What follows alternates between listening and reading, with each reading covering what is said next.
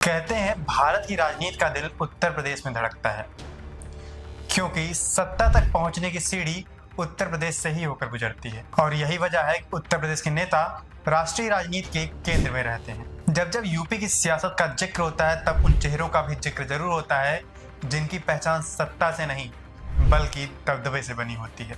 और ऐसे ही नेताओं को सियासत का बाहुबली कहा जाता है। आज की इस वीडियो में हम बात एक ऐसे ही बाहुबली की करेंगे जिसकी नाम की गूंज दशकों से होती चली आ रही है, और वो नाम है कुंवर रघुराज प्रताप सिंह, जिन्हें दुनिया राजा भैया के नाम से जानती है।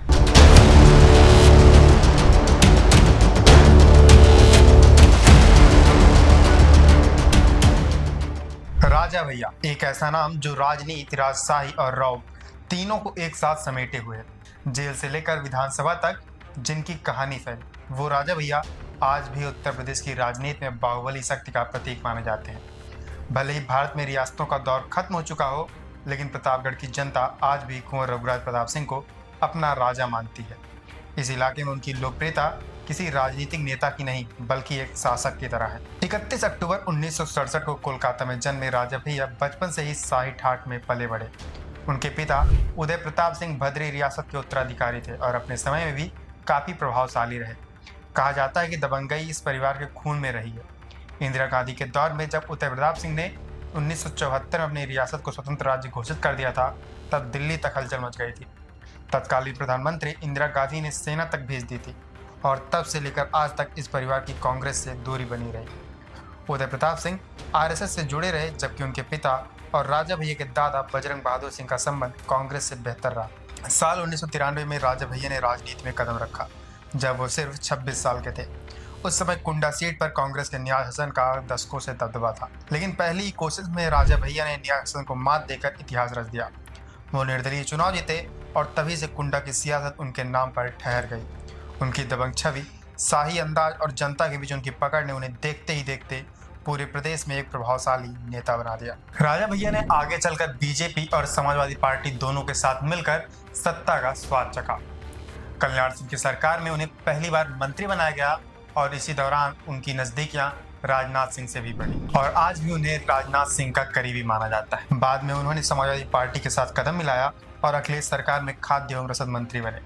लेकिन जहां सत्ता होती है वहां विवाद भी होते हैं, और राजा भैया की कहानी भी इससे अछूती नहीं रही। 2002 में मायावती सरकार के दौरान उन पर झांसी के पूर्व विधायक पूरन सिंह बुंदेला के अपहरण का आरोप लगा। पोटा कानून के तहत उन पर कार्रवाई हुई और राजा भैया को जेल जाना पड़ा। इसी दौरान मशहूर बेती कोठी में छापेमारी हुई, जहां से जुड़े किस्से आज भी चर्चा का विषय हैं। कहा जाता है कि वहां के तालाब में मगरमच्छ और राजा भैया अपने दुश्मनों को वहीं सजा देते हैं। ये अफवाह इतनी मशहूर हुई कि एक बार लालू यादव ने मजाक में खुद राजा भैया से पूछ लिया था कि क्यों जी, ये मगरमच्छवा सच में पाले हैं क्या? और जवाब में राजा भैया सिर्फ मुस्कुराए। यही अंदाज उन्हें बाकी नेताओं से अलग बनाता है, एक रजवाड़े की ठसक और बाहुबली की बेफिक्री।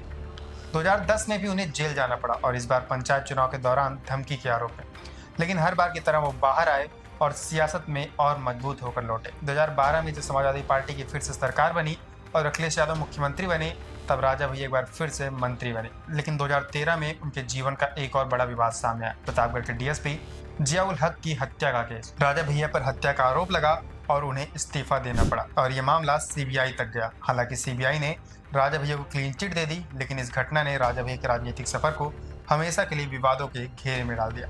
एक मीडिया रिपोर्ट के मुताबिक साल 2020 तक राजा भैया पर 47 केस दर्ज थे, लेकिन ये आंकड़ा उनकी लोकप्रियता को कभी कम नहीं कर पाया, बल्कि जितनी बार उन पर विवाद उठे उतनी बार उनकी पकड़ क्षेत्र में और मजबूत हुई। 2018 में उन्होंने खुद की पार्टी जनसत्ता दल लोकतांत्रिक बनाई और 2022 के चुनाव में अपनी पार्टी से उम्मीदवार उतारे। कुंडा और बाबागंज दोनों सीटों से उनकी पार्टी को जीत मिली। राजा भैया न केवल राजनीति में बल्कि समाज सेवा में भी सक्रिय है। कुंडा में उनका जनता दरबार आज भी लगता है, जहां लोग अपनी शिकायतें लेकर सीधे राजा भैया के पास जाते हैं। वो सामूहिक विवाह जैसे सामाजिक आयोजनों में बढ़ चढ़कर हिस्सा लेते हैं और जरूरतमंदों की मदद करते हैं। शायद यही वजह है कि उनके समर्थक उन्हें नेता नहीं बल्कि गरीबों का मसीहा कहते हैं। राजा भैया की जिंदगी राजशाही, विवाद और वर्चस्व का संगम, एक ऐसी कहानी जिसमें सत्ता का खेल, शौर्य की परंपरा और बाहुबली राजनीति का रोमांच सब शामिल है। उत्तर प्रदेश की सियासत में कितने भी नाम उभरे, लेकिन जब बात लोकप्रियता और बाहुबल की होती है तो राजा भैया का नाम आज भी सबसे ऊपर आता है। तो यही थी सियासत के बाहुबली कुंवर रघुराज प्रताप सिंह की पूरी कहानी। ऐसे ही तमाम और वीडियोस देखने के लिए जुड़े रहें यूपी न्यूज़ के साथ।